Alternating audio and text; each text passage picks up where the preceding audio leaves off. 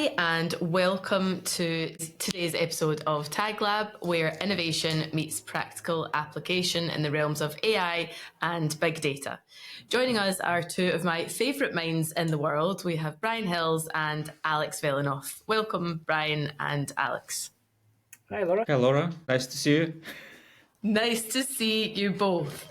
And we are so excited to dive into all of your real world experience in topics of AI, innovation, big data, and everything in between. So as a very quick intro, Brian has an extensive background working at the Data Lab, Skyscanner, and has propelled data innovations all across Scotland and the world, making huge strides in big data accessibility and application.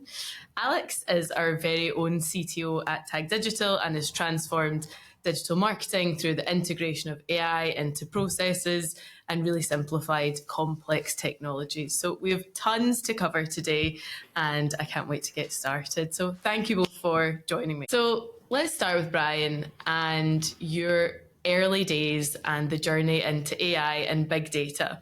What initially drew you to the world of big data and AI? So, Laura, it's almost like a history lesson now. I need to take you back to last century. I studied computing at University of Aberdeen and graduated from there. And I went into Hewlett Packard, who had a big telecoms factory out in South Queensferry near Edinburgh in Scotland. And we were writing test and monitoring software for the big mobile phone networks back in 1998. And so we were doing a lot of things, counting messages, quality of service, all that kind of stuff. And then one day we were like, we're collecting loads of data from these telecoms networks. What if we put it into a database and did some deep dive analysis on it? And a few months later, I found myself in a data center in one of the big mobile companies trying to prove the value out the back end of a data warehouse in Oracle. I knew nothing about data warehousing or Oracle, so I had support on my phone and a book on my right-hand side figuring it out. And I just got addicted from there, really. Then I moved on to do stuff with scientists in astronomy, stuff in finance and Skyscanner, as you said, and then Data Lab and now Vaul Labs. That's hugely exciting. And what did you learn from those early days exploring the big data sets? Like, what was the first thing that came out of it that you thought that is a transformational insight? It was just so interesting in bringing together data and discovering new things that people didn't know about. So whilst the data we were collecting back in those telecoms days were of interest to the network operations, is there a failure just now? We were analyzing historical data useful for marketing departments. So we're transforming it into new insights, which was really exciting. But one of the kind of big things that we found in one of our customers at the time, which got me really hooked, was just a big anomaly in the data, which, without going into the detail of it, signaled a big kind of fraud that was going on across their network, and we were able to identify that, evidence it, and save them significant amounts of money. So, when you find the kind of proverbial needle in the haystack, when you're doing a lot of the work in cleansing data, collecting it, modeling, etc., and you find that sort of thing, it becomes very, addictive to keep going and discovering more. And how was that received by some of the departments that you then went to work with? So marketing or maybe finance, were they surprised at what you'd uncovered? Yeah, I mean, it led to new products and services going into those departments. Insight from things they never thought would be useful to them, and new ability to make new decisions on marketing campaigns and where they should be marketing and who they should be marketing to, for example. And the fraud case as well, that contributed along with the pilot we had to win that customer as well. So, I think for me, working in data over these years, the ability to demonstrate, meaningful impact and improve decision making to the people who are kind of sponsoring this stuff is a really key and exciting piece of what we do. Yeah, absolutely. Improving that application and then bringing them on board for the journey. I'm sure lots of other ideas would come out of those projects. So yeah, really exciting time. And Alex, tell us about your transition. You started in multimedia production at the beginning and then moved into advertising and now have a huge passion for AI. So can you talk a little bit to your journey? Yeah, so I always been interested in AI from, let's say, my childhood, coming from the science fiction and always saw through movies and books. I Robot, Isaac Asimov, all that stuff. So I always been interested in that, and yeah, I've done a few transformation in my career, but I always been very interesting if what technology can bring to the table, what new can bring. And for a long time, AI was just more like a fiction, more like something, you know, we know it's there, but it's kind of far, far away from us. We know that some people are working on that, but not really can touch it. And 2 years ago, when actually large language models were introduced and then they'll be basically democratized, it was easy to start doing something with AI, to test something real with AI. And that was the like a really interesting and fascinating for me. And of course, I was trying to find a way how we can implement that if in what we're doing. Is there anything new? And then, as you know, there is a boom of applications going on across the world, not only with large language models, but anything else like generative AI, audio, video, sound, music, pictures, images, all that stuff. I remember how excited you were the day that ChatGPT came out, and you were like, "Have you seen this thing?" I was like, "What's he talking about? What's this thing?" And then we started testing it, and we were like, "Oh my goodness! Like this is going to change the world." So yeah, and I think it's changed a huge amount about how we do business, namely because of so much that Alex has put in place. And maybe Alex, you could touch on, I think you've helped us understand how we democratize AI, and it's not something to be scared of, but it's how we kind of upskill and integrate it into the business. But more broadly, I think you're helping a much bigger community in kind of breaking down the barriers. Can you speak a little bit to your insights on that? Yeah, so AI and technology sounds scary because there is a lot of engineering behind, and that's hard to understand. That's hard to digest, and people need something simple to understand. Let's say the concepts, because the concepts are important. And what I'm trying to do is to basically get complicated technological language and simplify it to the way to be accessible for the masses. So people, they don't need to know the details. They need to know just roughly what it is, how it works. If we can explain, it will be great. It's not mandatory, but basically to not be afraid, because there's so much technical jargon. Even in digital marketing, there's so much jargon that we use, and if you listen to digital marketing, what are you talking about? It's the same with an AI space, and it's scary because it's unknown for people. And what I'm trying to do, like for a broader community, is just to give people insights and give like understanding of what AI is, what is possible, what is not possible, what are the constraints, where we need to be careful, what is good, what is not good at the moment, and all that stuff. Just but explain it and trying to do it simple as possible.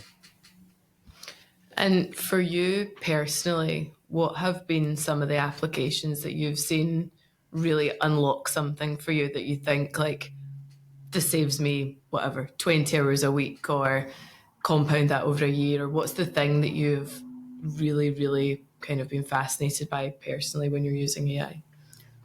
Well, you can streamline a lot of processes, a lot of this. Let's say, for example, if you want to make learning materials, now you can use AI avatars. And if you have the content, you can produce hundreds of hours of video without need to have even a camera. That's great. You can create a whole course. Uh, Other thing is, like, if we go to on a text level, you can do all text manipulations, like summarizing text or expanding text, writing stories, whatever, writing blog posts, writing social media posts, and all of that. So that's another field. When it comes to, let's say, images, now you can create very, very high quality image just with simple prompt. If you go 3 years ago to have image like that, you need a designer, and probably that's a project for a month. So in terms of time saving, it's enormous. It's not only time saving, I think it's just raising the bar of the quality.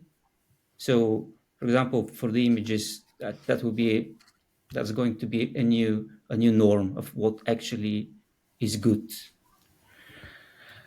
Yeah. And if we go into audio, again, you can now create a whole song with a simple prompt. I mean, that's in art. It's kind of, you know, it's an interesting domain, but you can do that. Yeah, I enjoyed Tag Digital, the album last week that had some pretty interesting tracks. And Brian, over to you. You have a passion for really making AI understandable, and at Vaul Labs, you are supporting non-technical, maybe founding or leadership teams, make sure they've got the kind of right tech infrastructure and AI strategy. How did you come up with that as a concept? And I feel like you've really kind of grasped something that is so needed in the market. So maybe talk a little bit about your early customers or needs that you've identified. I'd be really interested in that kind of founder story. Yeah, I think, Laura, take a step back. Something I watched recently was the Ascent event by Sequoia. Definitely worth looking up in YouTube. And they were talking about the shape of AI this year and going forward and baking it in history, etc. And comparing it to cloud, where they said, cloud was essentially software replacing software, the stuff that was in our native data centers, putting it in the cloud. And that was a multi-billion-dollar opportunity. But the AI opportunity is looking at using software to replace services, and that's a multi-trillion opportunity globally, is how they view it. And so, down to a kind of more granular level, what we're seeing is a lot of investors, or most, are expecting founders now to have valid developed data and AI strategy. If they're heading towards an equity event, a key part of that, for example, is your finance and your team setup, etc. And now it's almost coming, or it is coming into play. They want to know that you are using AI, or you've got a valid use of that in your operations or product, or product. And so a lot of the work we're doing is working with founders to understand where they are just now in their journey, and understand where they need to get to for their end goals, and helping them really navigate that roadmap. So many, for example, have got investment and been successful to a certain level with their product. They've now got the next round of investment, and they've got 2 or 3 years runway to where they want to be. And that's going to include AI. And a lot of the companies we were working with are not really using data to a deep extent right now. And there's so much opportunity for them to do that, to improve the products that they have, to increase the revenues that they're looking to generate as well. So for me, that's really exciting, because we're getting in really at the start with these companies to help them be even more successful. And I could see there's probably an opportunity for you not only to support the founders and those kind of startups and scale ups get that in place, but also on the investment side, because how do these, anybody that's working in part of the investment community, this is all new for them as well. So I guess there's that kind of validation piece on both sides of due diligence. Is that an area you're supporting kind of both sides on? Yeah, so we're speaking to investors at the moment in terms of what they're looking for, and it's been really interesting to speak to them actually to understand their perspective on AI. And I think, often ask about predicting the future, etc. And I think the exciting thing for me is we're all trying to figure it out. Let's not think that we've all got this worked out and we know exactly what we're doing. The exciting thing for me right now is we are in a really great innovation opportunity and innovation cycle right now. And so what excites me about the potential is actually we can work with some really great businesses to figure it out together, and then help others using the playbooks and blueprints that we create to be successful too. So, we talked about when I started my career last century, I would think over the course of the time that I've been in tech, this is probably the most exciting time. You know, looking at you guys and how you've employed AI within your business as well, and all that kind of that inspirational stuff about the application of it. There's so many things that can be done to improve productivity and also on the social side as well, helping the social aspects of our country. That for me is just really exciting. Absolutely.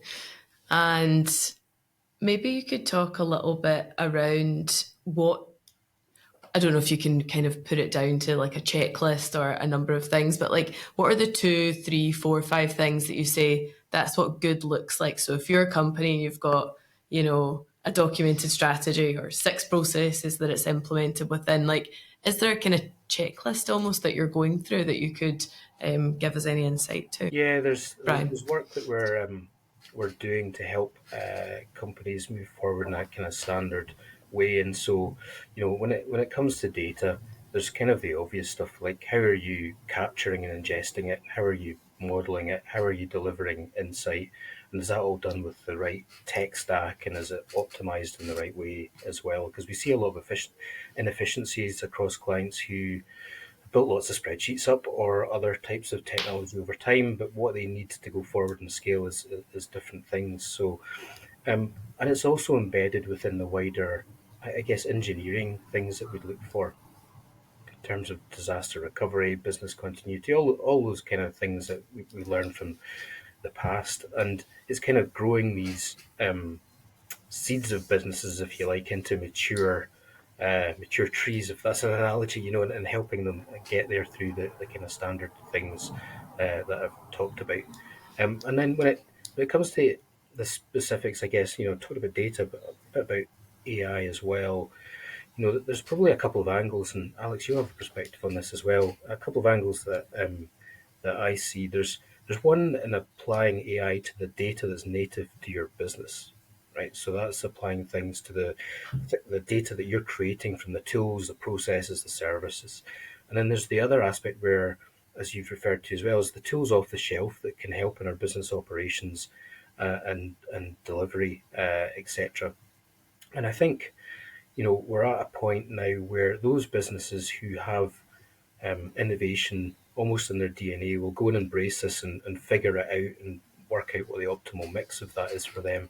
And then I also do see, from past experience as well, companies who just step back and say it's not for me. So I think there's going to be an interesting next 3 to 5 years on almost the haves and the have-nots here and how that plays out. I think it's going to be really interesting. Do you want to speak to that, Alex? Yeah, that's absolutely correct. I think businesses that know they have data and they have a data mindset, they'll start using that data one way or another to build tools, whatever they use, like standard systems or something like RAC or whatever it is, to build some tools that are going to be used internally for business. And obviously, there will be a lot of implementation. My worry, as Laura knows, is that you need to kind of restrict the number of applications you're implementing in business, because it's getting crazy. It's hard to onboard and it's getting expensive as well. So if you're, for example, sitting into Microsoft, let's say workplace, they have Copilot and they have a lot of tools that are created by Microsoft. So if a business sitting there, they need first to try to utilize these things to basically save hours, improve efficiency, etc., because they're going to be part of like next generation. That will be kind of accepted by default. We are now like the first touching, like imagine we are the first touching computers now. It's the same thing. Like if you go back 20, 30 years ago, we're touching the first time computers. Now we're touching the first time AI. In 5 years, that will be a default option. So first things, businesses need to go there if that's possible, and then figure out what actually they need to create and implement some solution off the shelf. And if they have data, if they have good data, and most of businesses actually have data, even they don't know they have data, because even all of your emails, this is data, and you can use that data for example, to do sentiment analysis, to do predictions, to see how your client or customers are likely to behave in future and all that stuff. So there is a lot of data. And if you have a good enough imagination, you can use that data to improve your business results at the end of the day. That segues nicely, I think, into data and the capabilities of what big data can do. And Brian, I know you've been involved in hugely impactful projects as part of the data labs. Can you share some of those kind of your favourite projects that you were involved in, or those that you felt had the kind of biggest impact globally as a result of that data set? Yeah, sure, Laura. We just did an impact report just before I left that kind of collected all the evidence we'd and case studies that we had when we were going through the funding round. So there's a few that are fresh in my mind. I think maybe one to start off with, a company in Edinburgh called Trade in Space. Robin Sampson runs Trade in Space, and they were challenged by a potential customer and their product to say, can you identify coffee plantations in South America? Because we would love to use that information to understand where our supply chain are growing their coffee, and that helps us with our sustainability planning from a corporate level.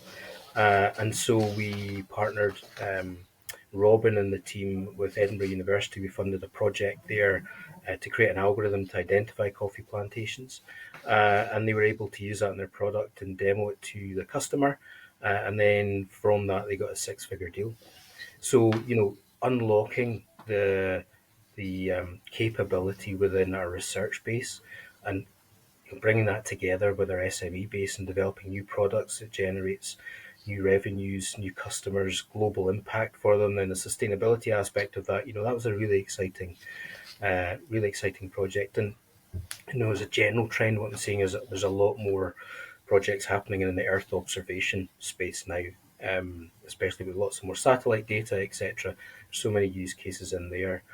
I think another one that I'll touch on, again, it's to do with climate, and this was a company called IRT Surveys in Dundee, and their business is taking thermal imaging of social housing stock, so identifying where more installation is needed and connecting it to grants, because there's a lot of grant money that's unspent on this stuff. And so they had somebody manually that goes to take thermal images, they bring them home or back. They have a team that cuts out the trees and the windows, and then they process it. So we funded a project with them and Robert Gordon's, who have an excellent machine vision team in Aberdeen, and they created an algorithm to automate that process. So automate removing the windows and the trees, etc., saving significant time for that business. And with the staff who used to do that, they upskilled them into data analysis and were able to put them into roles that were delivering a lot more value to the business. And now our IRT are developing a Google car, so they can drive around estates with this technology on top, and it does it really quickly. So, we've got a lot of housing stock, as we know, in Scotland to analyse and understand and improve. So the ability to do that really quickly, is game changing. That's incredible. And what's the impact been like for the community or the people that they're serving as part of that project when they realise that they can maybe unlock grant funding for heating? Was that something that was completely new to them? And what's the kind of personal experience been for people? Yeah, it was part of, so they work with housing associations rather than directly with people. So they were giving the housing associations the evidence and proof to therefore apply for the grant funding they need to improve their housing stock. So, and there are lots of examples from healthcare as well. One over in Glasgow, Quarriers Centre for Epilepsy. So they've got a great centre for people with complex epilepsy cases. Up to 20 to 30 people can be there. We did a visit a year ago, and we'd funded a project with Glasgow Cali, who had created a device that could be worn to collect data from patients. And we'd funded the development of an algorithm that would understand that data and could be used to predict potentially when somebody was about to go into an episode, or to understand the situation leading up to that. And following that project, they've just received a lot more investment from Innovate UK to take that to the next level. So, going in to visit quarriers was great because we got to speak to patients to understand their experience, and speak to the people leading the project. And indeed, quarriers in general is one of the leading epilepsy centres around the world for their investment in technology. So it was great to be able to collaborate with them in Glasgow Cali. That's incredible. And yeah, blending the science and the technology with the real world and business cases, I think, is really how you get the attention of investors and wider communities. It's, yeah, fascinating. And Alex, what are your kind of favourite big real world applications of AI that are really changing an industry? Is there anything that springs to mind for you? Well, these were very good examples. So I have a lot of favorites. Let's say uh, one of my favorite is that now there's people. I'm not very good with names, you know that, but there's a company that working on AI model that basically they record vast amount of data of birds, and basically they can understand the bird's language without even knowing a word of bird language, which means that with things like that, we can have a better understanding of the world around us, because we are very limited in, in first in our like a human behavior, human interaction, and then we are restricted by different languages across the world. But imagine if we know what other species are doing, what they're thinking, how they communicate, what's in their head, what's in their mind. That's completely new level. So that's not. It doesn't have some very practical implication, but that's like a way beyond our understanding of of the world, which is big improvement. And also in healthcare now at the moment with AI, you can streamline the clinical trial period, so you can do all the combinations and run tests very quickly. So if you're in a drug development with AI, you can do that very quicker compared with years ago, and people are doing that Yeah, already. absolutely. Those are great examples. So we can discover what's at the bottom of the ocean is what you're telling us as well using AI. And yeah, I think I've seen in healthcare that, you can take your blood results and whatever interpretation you've got around those blood results and put them into the large language models to see what kind of insights you're getting, and maybe validating and kind of checking some of our healthcare information. So switching gears a little bit, you've both led lots of different types of technical teams. Brian, you were at Skyscanner through tremendous growth, and I'm sure you learned a ton there as the company scaled. What have been your kind of key leadership lessons when building or scaling teams, particularly on the technical side? I think for me, Laura, when you hire really good people, it's about how do you enable them to be successful. That's how I think about it, because they're really talented, they're good at what they do. So your job as a leader is to enable them to be successful and to work together successfully. And I think I'd learned in the past I probably got in the way too much, taking too much on, where actually all I needed to do was just let the team do the work and provide the conditions for them to do that.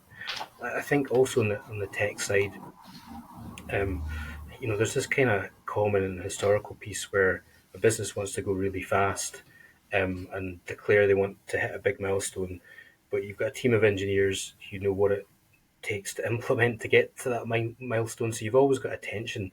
I think we kind of referred to earlier on between the business side and the technical side.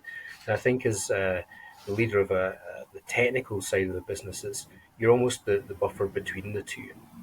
Understanding at a technical level what's required, how to deliver, being pragmatic about that delivery, but still being ambitious with the goals of the business. And I think that's a key role of a technical leader. Yeah, I like that. And I know you would have worked closely with Mark Logan, who talks a lot around optimizing for agency. And really that is the role of the leader, is how do you create that environment that your team have agency, and stuff goes wrong, and that's fine, we accept that. But I think it's it's not something everyone thinks about. They try to maybe control and have so much filter through, but really that is how you will truly scale with that kind of optimization for agency. Yeah, absolutely. And Alex, I know you're always fascinated by people and communication. Tell us, what are your big leadership lessons after all these years? Yeah, so I'll say a technological leader, the main function is to translate, to be a translator between business needs and engineering and what actually is possible, because CEO and engineers speak absolutely different language, and there should be someone in the middle that understands both of them and take into consideration both sides, because engineers, technical people, they don't care too much about business. They care about technology to work properly. That's what they care the most, and they put their mindset into this. And the business leaders, they think more about the business as business. So technological leaders are between these two and always needs to bounce properly. And also, I think it's kind of even developing, even to know a specific language to talk to those people, to understand how they think, and to be able to resonate with their, let's say, feelings or emotions, because they all, even they're technical, they also have emotions. They're hidden most of the time, but they also have emotions. So you need to know that. And as Brian says, you need to work to make them successful. Uh, and yeah, I think that's the big lesson for me. Even in a marketing agency, which is a little bit different from traditional, like working with the developers and engineers, you still need to understand what is important for these people and how to translate what is important to business to what is important to them, and just match these two. Just a point building on Alex. Yeah, I mean, I think one of the things that I've really learned that's really stuck in my mind would be um, people bring their whole self to work, right? And I kind of appreciate this now being a father. It's like when you come into work, you have a family, you have things that have happened in the morning or the day before, and being as a leader, being understanding of people have all got different situations, different challenges, and you can't just park that when you turn your laptop on when you're going upstairs as I am now to work, etc. And I think in the early days when I was leading teams, I just didn't get that. You know, it was all about the work, what we have to deliver, etc. And I think much more successful leaders are more understanding, and certainly I've learned that more understanding of people and how they come to work. And back to my earlier point, you know, understanding that allows you a degree of empathy to help people be successful in whatever their, you know, their situation is.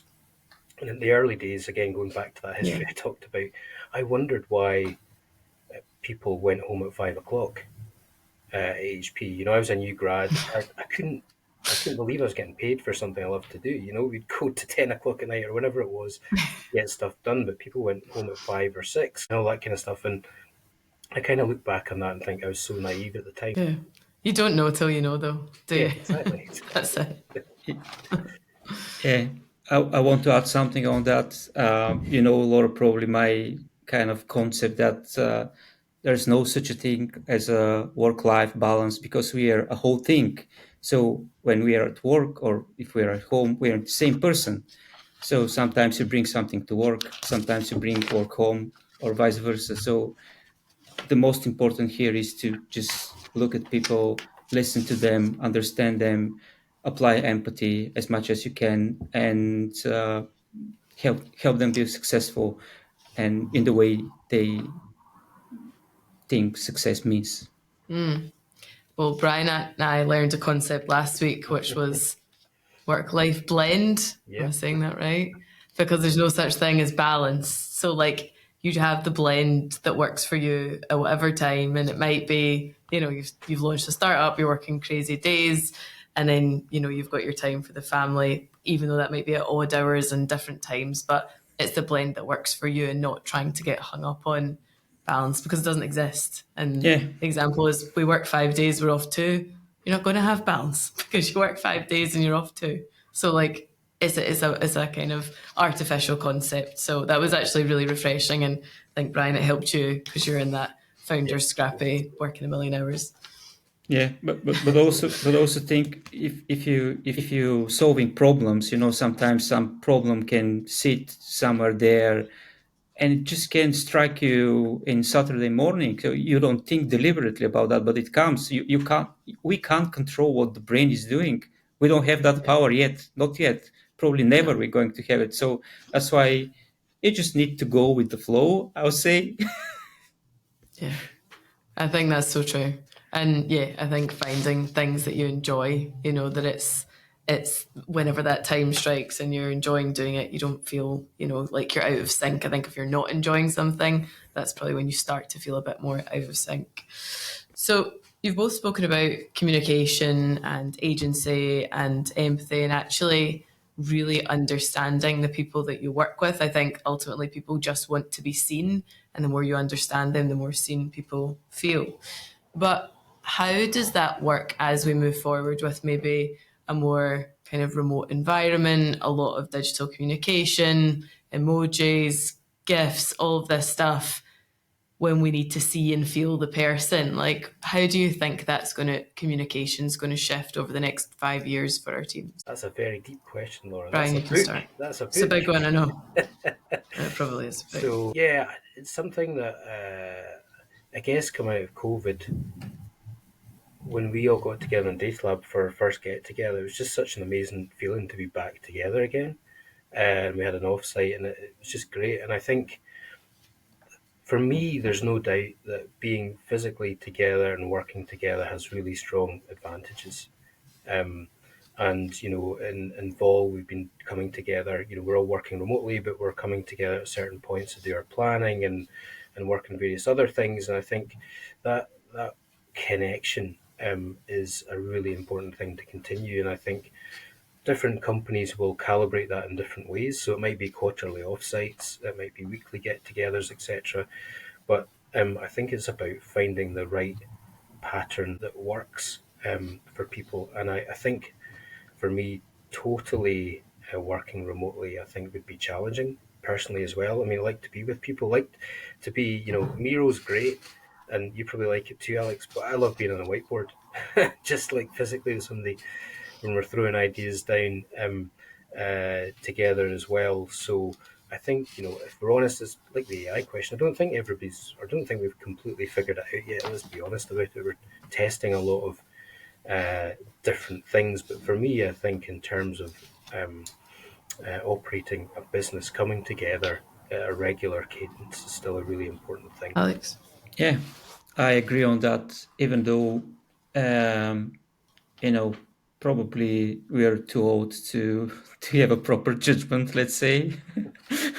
But yeah, from my perspective, people need to be together to some extent to communicate better, because just on simple way, like a communication point of view, when you're present with someone at the same place at the same time, there's more communication, like what is called like a communication wave. So for example, you have your voice, you have your vision, you have your body, and if you work remotely, you're losing a lot of that, which creates a lot of miscommunication. Also typing, probably it's good for someone, but it can be annoying sometimes if you need all day long to sit and type something. It's just too much. But I think like trying to answer the biggest question you ask, how the communication is going to change, is I think that businesses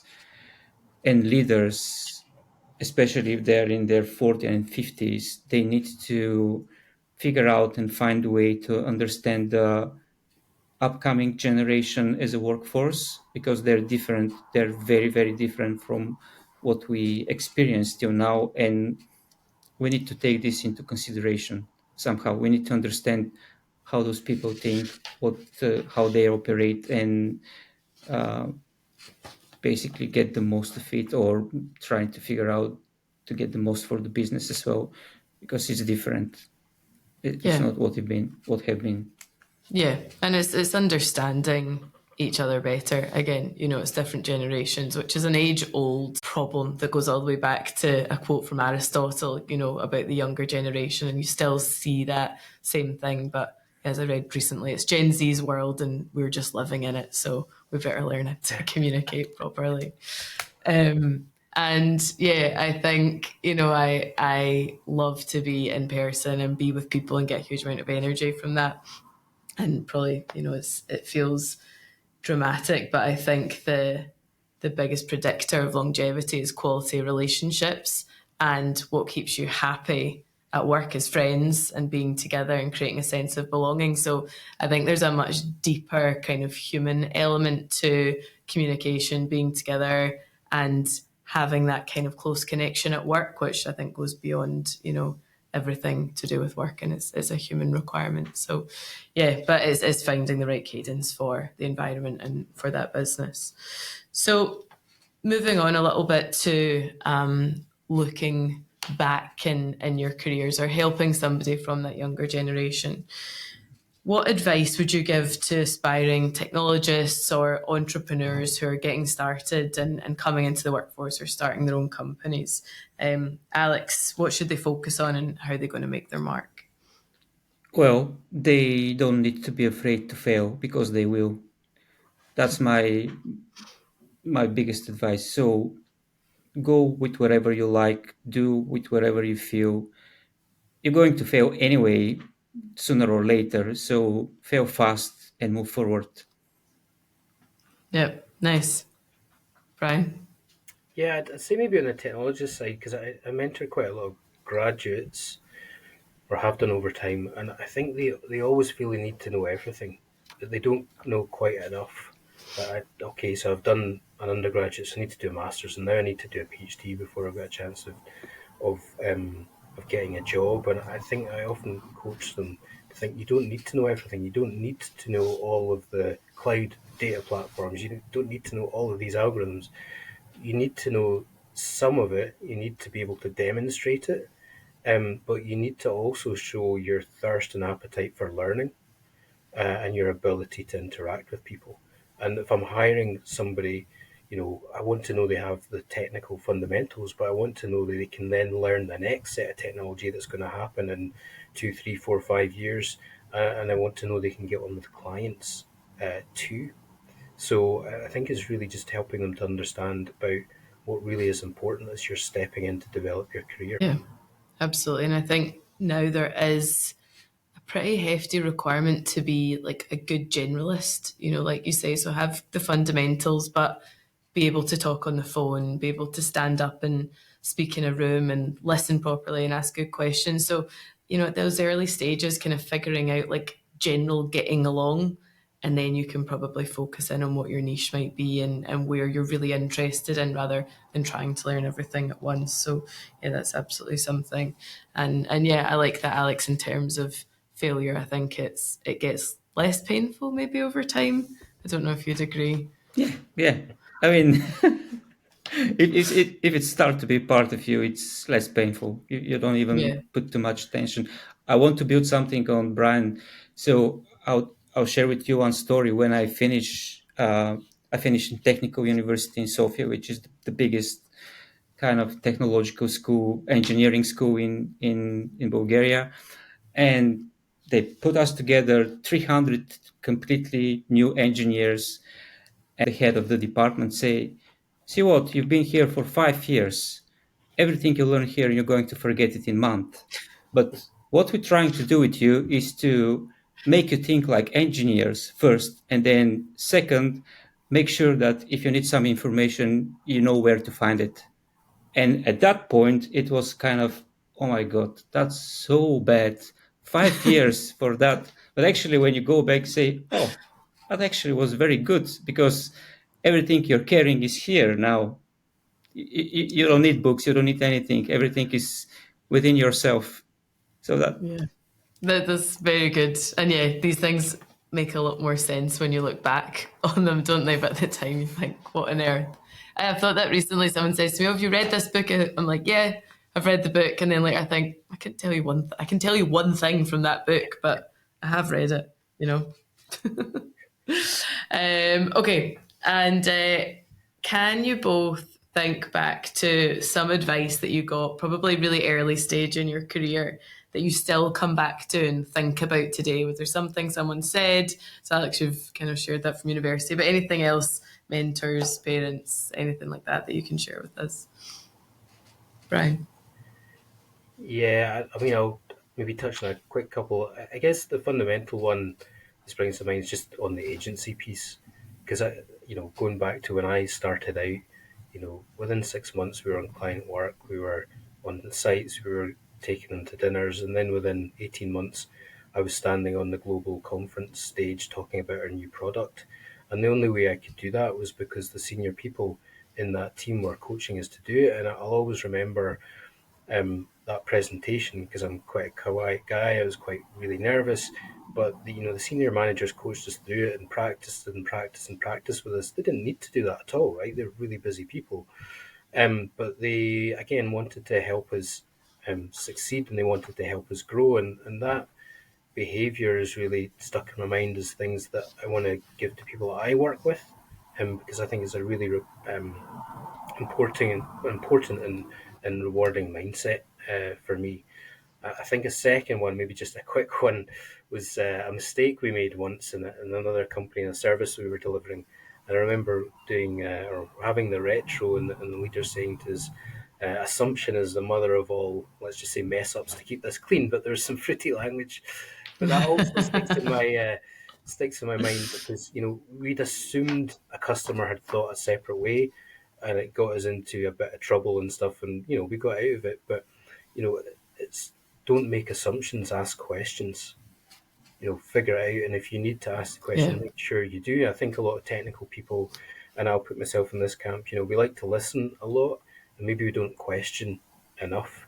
And it's having the confidence to ask those questions. It might just be silly questions, but they're really important in gathering understanding and knowledge. Yeah, that's great advice. Alex, anything you want to add? Yeah, let me think. So I'll say probably from the earliest days, something that it's been important for me is to to always do whatever you love to do. So it's that's why you don't feel you don't have that feeling 9 to 5, never. So I love to say, don't love your job you'll love, which means that if you go with your heart, if you do something that you really like, there is no better than that. Yeah, absolutely agree. Well, thank you both. I know you are both super busy and both super smart, brilliant conversation. So thank you so much for giving us the time today. We will share all of your links and social media and all of those things. But thank you so much for being so generous. Thanks very much, Laura. Thank you. Thank you for listening to this episode of Tag Lab. We are super excited to bring you the huge conversations that inspire growth in our digital world. Make sure you hit the subscribe or follow button to be notified as soon as the next episode is out. Thanks for listening.